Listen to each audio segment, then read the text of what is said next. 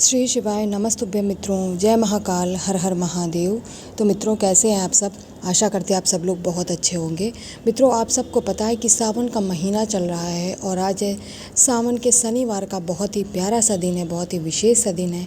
आज हम सभी लोग अपने घर में एक शिव दीपक जलाएंगे, जिसमें हम भगवान शिव और भगवान शनि जी का मिलन कराने का प्रयत्न करेंगे। उनसे विनती करेंगे आपके घर की जो भी परेशानियां हैं, रोग बीमारी हैं, धन संबंधी परेशानियां हैं, वह धीरे धीरे समाप्त हो जाए और आप सभी के घर में खुशियों का आगमन हो जाए। तो मेरे साथ वीडियो में लास्ट तक बने रहिएगा और एक एक करके तीनों उपायों को बहुत अच्छे से समझने का प्रयत्न करेंगे। मित्रों, सबसे पहले उपाय की बात कर लेते हैं, जिसमें हम शिव शनि मिलन दीपक तैयार करने वाले हैं। ठीक है, इसके लिए आप सभी लोगों को स्क्रीन पे एक दीपक दिख रहा है। दिख तो आपको मिट्टी का रहा है, लेकिन ज़रूरी नहीं है कि हम मिट्टी का ही दीपक लें। अगर आप आटे का दीपक बना सकते हैं, आपको कोई परेशानी नहीं है, तो आप आटे का एक दीपक बना लीजिए। जैसा आपसे बनता है वैसा बना लीजिए। ज़रूरी नहीं कि जैसा दिख रहा है ऐसा बना पाएँ, जैसा आप बना सकते हैं। ठीक है, आपको एक दीपक बना लेना है। इसके बाद में आप लोग इसमें कराने वाले हैं शिव और शनि, दो देवताओं का इसमें मिलन कराने वाले हैं।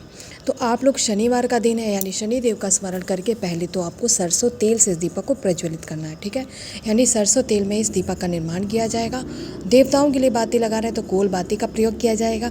इसके बाद में महादेव जी के लिए आपको एक चुटकी काला तिल आसन के लिए रख लेंगे, जो कि महादेव जी के लिए हो जाएगा। तो महादेव जी और शनि देव जी के दोनों के लिए ही आप लोगों ने सामग्री ले ली है। अब इस दीपक को लगाना कहाँ है? तो इस दीपक को हम लोग अपने घर के मुख्य दरवाजे पर लगाने वाले हैं। ठीक है मित्रों, तो जो आपने काला तिल लिया था, सबसे पहले उस काले तिल का आसन लगा दीजिएगा।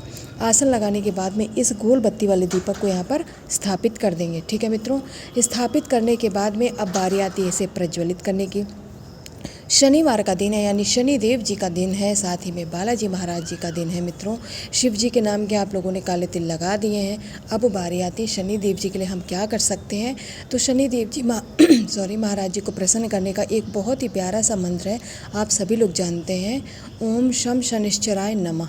ठीक है मित्रों, तो ओम शम शनिश्चराय नमः मंत्र का जाप करते हुए इस दीपक को प्रज्वलित कर दीजिएगा, जला दीजिएगा।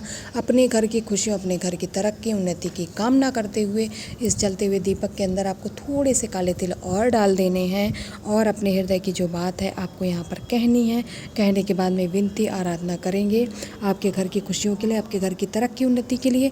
इसके बाद जब यह दीपक बुझ जाए, आप इस दीपक को उठा करके, अगर आपने मिट्टी का प्रयोग किया है तो इसे घर के अलमारी में कहीं पे रख दीजिएगा। आप इसका दोबारा प्रयोग कर सकते हैं। अगर आटे का किया है तो जब दीपक ठंडा हो जाए गौ माता को खिला दीजिएगा, अन्यथा बहते हुए जल में प्रवाहित कर देंगे। इस तरीके से आप आज शाम को, यानी प्रदोष काल में, यह पहला उपाय करेंगे। अब दूसरे उपाय की बात कर लेते हैं। वैसे तो यह क्रोध मुक्ति का उपाय, लेकिन अगर आपके घर में कोई बहुत टाइम से बीमार चल रहा है, बहुत लंबे समय से किसी को नज़र लगी हुई है, उसके लिए भी आप इस उपाय को कर सकते हैं। यहाँ पर आप लोगों को स्क्रीन पर लौंग दिख रही है। ठीक है, आपको ज़्यादा नहीं लेनी है, 5 लौंग लेनी है गिन करके, फूल वाली, जो कहीं से टूटी हुई ना हो, खंडित ना हो। 5 लौंग ले लेंगे। इसके बाद में तांबे का एक कलश तैयार करेंगे, जिसमें आप लोग अपने घर का शुद्ध जल लेंगे और जल के साथ में गंगा जल जरूर डालेंगे। मित्रों, सावन का महीना चल रहा है, यह सभी जरूर चीज़ें डाली जाती हैं। इसके बाद जो आपने 5 लौंग लिए उसे इसी कलश के अंदर डाल करके अब इसे उठाइएगा। अभी थोड़ी देर पहले ही मैंने आप लोगों को बताया कि शनिवार का दिन शनि देव जी के साथ साथ बालाजी महाराज जी को भी समर्पित होता है। तो आप इस कलश को उठा करके पहुँच जाएंगे आपके घर में। बालाजी महाराज यानी बजरंग बली की अगर फ़ोटो हो, कैलेंडर हो, प्रतिमा हो, कुछ भी होना चाहिए, बस वहाँ पर जाएंगे। साथ में आपको एक गोल बत्ती का सरसों तेल का दीपक तैयार करके लेके जाना है अपने साथ में। ठीक है, एक और जो उनका मुड़ा वाला पैर होता है उस तरफ तो आप इस लौंग वाले कलश को रख दीजिएगा, और जो उनका दूसरा पैर होता है उस तरफ आप इस सरसों तेल के गोल बत्ती के दीपक को रख करके प्रज्वलित कर दीजिएगा।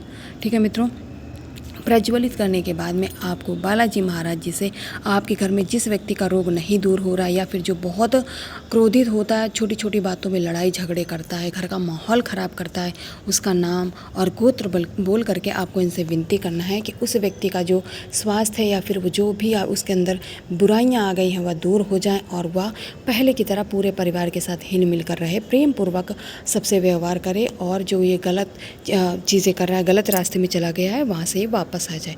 अपने हृदय की बात कहने के बाद में दीपक आपने जो जलाया है उस जलते हुए दीपक के अंदर कुछ अनाज के दाने डाल दीजिएगा। जब दीपक बुझ जाए तो जैसा आप करते हैं, आटे का है तो प्रवाहित कर दीजिएगा, मिट्टी का है तो उसे रख दीजिएगा, आप दोबारा प्रयोग में ला सकते हैं। और इस कलश को उठा करके जाएंगे, इस जल को छान लीजिएगा, लौंग जो बची उन्हें किसी पेड़ में समर्पित कर दीजिएगा और जो जल है उसे उसी व्यक्ति को आपको सेवन कराना है। थोड़ा थोड़ा करके उस व्यक्ति के अंदर की सारी बुराइयां दूर हो जाएंगी। 2 उपायों को बात कर लिए। तीसरे उपाय को बताने से पहले एक ही विनती है, जो लोग चैनल पे पहली बार आए वो चैनल को सब्सक्राइब ज़रूर कर लें। तो मित्रों, आज हम लोग जो तीसरा उपाय करने वाले हैं ये स्पेशली क्रोध मुक्ति का ही उपाय है। इसके लिए स्क्रीन पे आप लोगों को समी का पत्ता दिख रहा है, ठीक है। 3 पत्ते हमें लेना है, बहुत ज़्यादा नहीं लेना है।